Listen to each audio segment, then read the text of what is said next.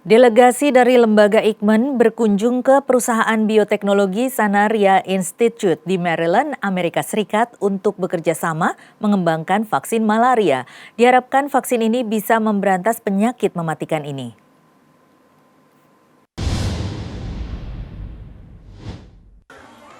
Sedikitnya 400.000 orang di dunia meninggal akibat malaria tiap tahunnya, dan Indonesia adalah negara kedua setelah India di luar Afrika dengan kasus malaria tertinggi. Menurut World Malaria Report 2020, rilisan Organisasi Kesehatan Dunia WHO.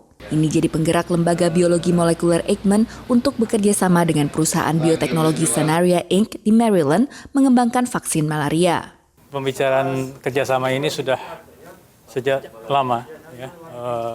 Tapi terhambat oleh adanya COVID. Jadi baru kali ini kita follow up lagi untuk persiapan penelitian pengujian vaksin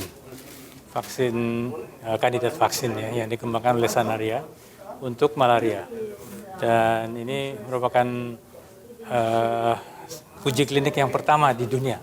Meski obat untuk mencegah malaria sudah banyak beredar, namun untuk mengurangi dampak endemik ini butuh langkah ekstra. One of the greatest challenges we have is that much of the malaria that occurs in places like Indonesia doesn't cause symptoms. If people are not ill, they're not seeking treatment, they're not seeking diagnosis, and they're transmitting the infection onward.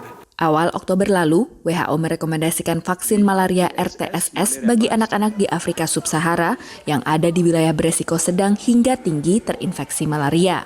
Malaria disebabkan oleh parasit Plasmodium yang disebarkan lewat gigitan nyamuk yang menginang di hati pasien. Ada 5 spesies parasit Plasmodium yang bisa menginfeksi manusia dan persebarannya tergantung lokasi. Ini yang membuat vaksin malaria yang dikembangkan jadi sangat spesifik dan harus bisa menarget parasit tertentu sesuai dengan lokasinya. PFSBZ, vaksin kembangan Sanaria, menggunakan teknologi yang berfokus pada sporozoid yang akan berinang pada manusia. Ours is another tool which would be to stop transmission, stop infection. If you stop infection, there's no clinical illness, there's no disease, there's no death, and there's no transmission. So it's a much higher bar, it's much more difficult. We have the only evidence in the world that you can achieve that. Sebelumnya, Sanaria mempublikasikan hasil uji klinis dengan tingkat efikasi 100% pada parasit yang umum di Afrika. Uji klinis vaksin kembangan Sanaria Inc. akan bekerja sama dengan Tentara Nasional Indonesia. Ini akan dilakukan uji klinis, kita sangat support, dan uji klinisnya nanti untuk yang ke Papua, gitu kan yang paling banyak kan malarianya di Papua. Dan akan butuh waktu sekitar 1 tahun sebelum bisa dilihat hasilnya. Sejak sebelum jadi pemberian vaksin, sebelum berangkat, kemudian sampai mereka bertugas 9 bulan, 6-9 bulan kembali lagi, dan itu semua akan dipantau.